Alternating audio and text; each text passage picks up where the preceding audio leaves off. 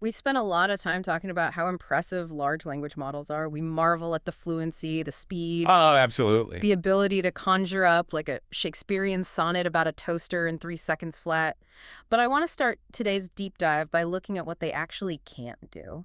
Yeah, it is a surprisingly long list, actually, once you get past that surface dazzle. Right. Because if you ask GPT-4 to write a poem, it's brilliant.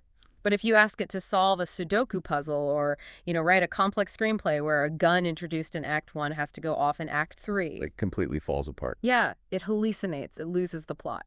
And that failure, it's not random. It's Yeah. actually baked into the architecture of the models themselves. Which is exactly what we are unpacking today. For you listening, we're doing a deep dive into a paper from researchers at Princeton and Google DeepMind.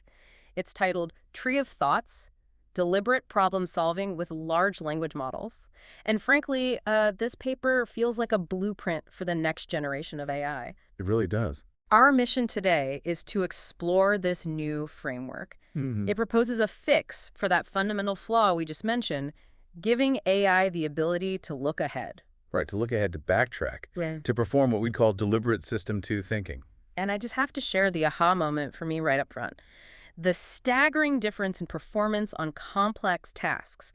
They used this method on a math game, and it took GPT-4's success rate from 4% Dismal. now to 74%, just a massive jump. It's a fascinating piece of research, Yao et al., from NordPS 2023. Yeah. Because it acknowledges that scaling up, just making the models bigger and feeding them more data isn't going to solve everything. Right. Sometimes you need to change how the model thinks, not just what it knows. So before we get into the solution, this tree of thoughts, let's pinpoint the problem. We know these models are autoregressive. They predict the next token based on the previous ones. Right. And for those of you listening who live in this world, you know the drill. It's a probability engine. But the key limitation here is that it operates in a strictly linear left-to-right fashion. I always think of it like freestyle rapping. Oh, that's a good way to put it. Yeah, once you've said a word, you're committed. You can't stop, delete the last rhyme, and go back 3 lines to set up a better punchline. Yeah. You just have to keep going and hope you land it. That is the perfect analogy. These models are essentially professional improvisers. They are trained to make the next word make sense given the last word. Right. But complex problem solving like coding or math or strategic planning, that is an improvisation. It requires iteration. It requires looking ahead. And crucially, it requires the ability to say, wait, that was a bad idea. Let me start over. Which is exactly what a standard LLM cannot do. Yeah. Once it generates a token, that token becomes part of the context for the next one. Yeah. If it makes a logic error early in a math problem, that error propagates. It cascades. Exactly. It cascades down the chain, and the model will hallucinate wild justifications just to keep the sentence flowing. So the researchers here are trying to intervene in that process, and they're drawing on cognitive science to do it. Reading this, it immediately reminded me of Daniel Kahneman's work in Thinking Fast and Slow. Yes, the dual process theory from human cognition. It is central to their hypothesis. So system 1 is that fast, automatic, instinctive thinking. That's the freestyle wrapper. That's GPT-4 in its default mode. Correct. It's purely associative, just what word usually comes next. And then system 2 is the slow, deliberate, logical thinking. It's what you do when you're, say, planning a vacation itinerary or solving a riddle. You weigh options, you simulate futures. And you backtrack. That's the key. System 2 allows you to explore a path mentally, realize it leads to a cliff, and step back without ever actually walking off the edge. Right. The goal of the tree of thoughts is to build a synthetic System 2 on top of the System 1 engine of the LLM. So how do they build this structure? Because the paper contrasts it with chain of thought prompting, which we've discussed before on our deep dives, where you tell the model to think step by step. Right. And a chain of thought was a huge breakthrough, don't get me wrong. Yeah. It forces the model to show its work.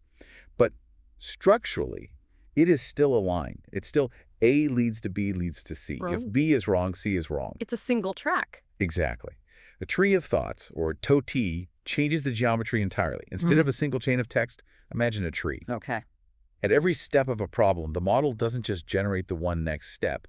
The nodes represent states, like partial solutions. And the branches, those represent the thoughts. Thoughts being like a coherent unit of text, Yeah. a plan or an equation. Exactly. Intermediate steps.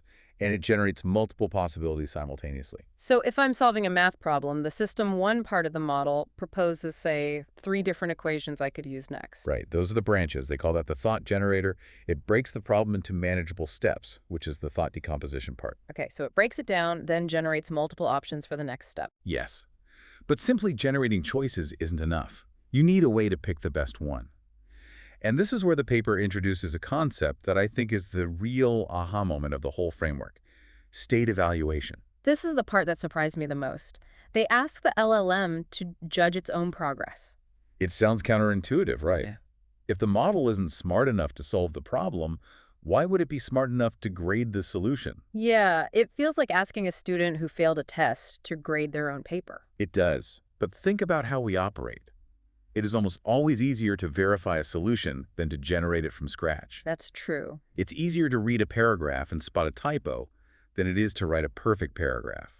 The researchers exploit this asymmetry. So the workflow is, it generates 3 options for the next step. Then the state evaluator looks at each partial solution and asks, is this promising? Precisely. It assigns it a value. It might say this branch is sure to work, this one is likely, or this one is impossible. And if an option is marked impossible, it prunes that branch. It just cuts it off. Right. It doesn't waste any more computing power exploring that dead end. Which saves it from those massive rabbit holes where it spends 3 paragraphs confidently explaining why 2 plus 2 equals 5. Exactly. And then to navigate this entire tree, they use classic search algorithms from computer science. Right. And I know we gloss over these terms sometimes, but in this paper, the specific choice of search algorithm, like breadth-first search or depth-first search, really matters depending on the task. Let's dig into that because they tested this on 3 very different tasks. And the first one was the game of 24. Right, the game of 24. You get 4 numbers, say 4, 9, 10, and 13. And you have to use basic math operations to make them equal exactly 24. It sounds like a middle school math competition question. But it's deceptively hard for an AI because it requires planning. You can't just guess. And you can't backtrack in a standard prompt. Yeah. If a standard LLM says, okay, 10 minus 4 is 6, it's committed. Yeah. If that was the wrong first move, the problem is already unsolvable, but the model doesn't know that yet. So what happened when they ran this with standard GPT-4? It was a massacre. GPT-4, with standard prompting, just input-output, solved about 7.3% of the games. Wow. Even with chain of thought, where you tell it to think step by step, it actually dropped to a 4.0% success rate. Wait, it got worse with chain of thought? It did, Yeah. because chain of thought encourages the model to be verbose and confident. So it would confidently march down a wrong path and arrive at a wrong answer.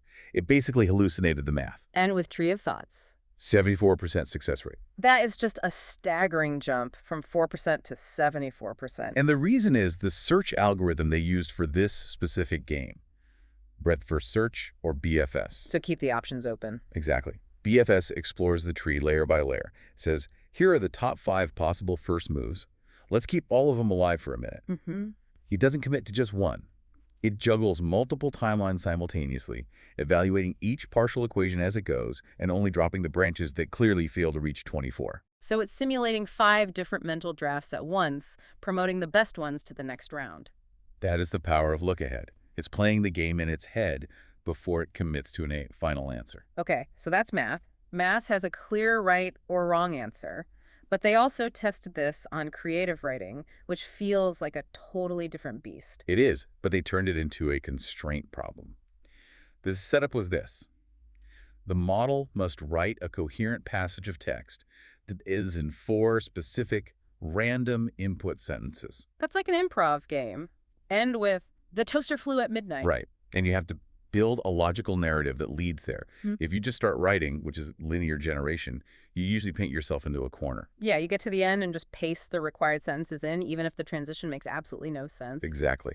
So how did the tree tackle this? This is where the evaluation method shifted. Instead of just giving a score like sure or impossible, they used voting. Yes. The model would generate different plans or outlines for the story first. Then it would look at those 5 plans and vote on which one was the most coherent. I love that distinction. It separates the plotter from the writer. It does. It forces the model to act as an architect before it's a bricklayer. And the verdict. Human judges preferred the tree of thoughts generated stories over the chain of thought stories in 41 out of 100 pairs. And how did chain of thought do? Chain of thought only won 21 times. The rest were ties. The tree of thought stories were just fundamentally more coherent. But the real stress test, the one that really highlights the architecture for me, was the crossword puzzles. The mini crosswords, 5x5 grids.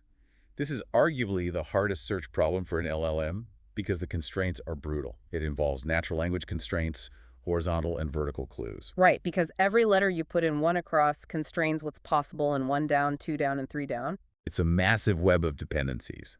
Standard GPT-4 is terrible at this. It treats it like a trivia quiz. It sees a clue like musical instrument and writes OBOE. It doesn't check if the B works for the crossing word. It's impulsive. Very. So the success rate for standard chain of thought on this was abysmal. About 16% of words correct. It solved 1 out of 20 games completely. Now, for this one, they didn't use breadth-first search, right? Because keeping 5 entire crossword grids in memory for every step seems computationally chaotic. Too computationally expensive. The branching factor is way too high, so they switched to depth-first search, or DFS. Which is more like how you or I solve a crossword. Exactly. You commit to a path. You say, I'm pretty sure 1 across is sharp. You write it in. Then you look at the crossing clues. If they work, you keep going deeper. But, and this is the crucial part, if I realize 2 down is impossible because of that H from sharp, I pull out my eraser, I erase sharp. That is the backtracking mechanism. In the tree of thoughts, when the evaluator looks at a substate and says, this combination of letters makes 3 down impossible, the search algorithm triggers a retreat. It goes back. Yes, it goes back up the tree to the previous step, wipes the slate, and tries a different word. That ability to wipe the slate, that is the missing link in current AI. It is. It's the digital equivalent of an eraser. No. And the result, the word success rate jumped to 60%. Wow. And crucially, Tree of Thoughts was able to solve 4 out of 20 puzzles completely perfectly, compared to the one from Chain of Thought. It's not perfect. 60% isn't 100%. But again, it's a massive leap just by changing the workflow, not the underlying model. And that's a key takeaway for you listening. This didn't require training a new model. This is just GPT-4 wearing a better suit.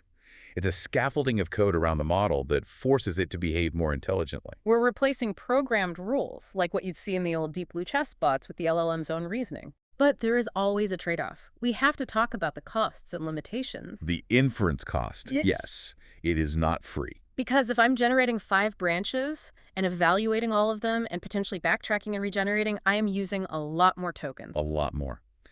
In the Game of 24 experiment, the Tree of Thoughts approach used roughly 100 times more tokens than a simple prompt. 100 times, so my monthly subscription would vanish pretty quick. Right. You are not going to use this method to ask the model for a cookie recipe or to draft a quick email. It's massive overkill. Yeah. System 2 thinking is expensive. Biologically and digitally, it consumes energy. But for high-value tasks, that cost is negligible compared to the value of getting it right. Exactly. If you were using an AI to generate code for a banking app or to discover a new pharmaceutical compound, you don't care if it costs $5 instead of 5 cents. You care that it works. It's essential for tasks requiring planning or search. And another great thing the authors point out is the modularity. The framework is flexible. You can swap out the search algorithm, like going from breadth first to depth first, or change the evaluation method without retraining the model. It intersects classical AI, like search trees, with modern AI generative models. It makes the model's reasoning process more interpretable. Because you can actually see the whole tree. You can read exactly where it went wrong and why it course corrected. And speaking of planning, I feel like this has huge implications for the future. The world of autonomous agents. We hear that buzzword a lot. It's where the industry is heading. We are moving from chatbots to agents. A chatbot talks to you. An agent does things for you. But an agent needs to be reliable. If I tell an AI agent, go analyze this spreadsheet and email me a summary, and it gets stuck on a formatting error. Early, it crashes. Oh, Or worse, it hallucinates a summary based on nothing. But with a Tree of Thoughts architecture, the agent becomes resilient. It hits the formatting error, the state evaluator says, this state is impossible, and the search algorithm backtracks and tries a different way to open the file. It gives the agent a loop of self-reflection. It allows it to struggle with a problem rather than just impulsively guessing.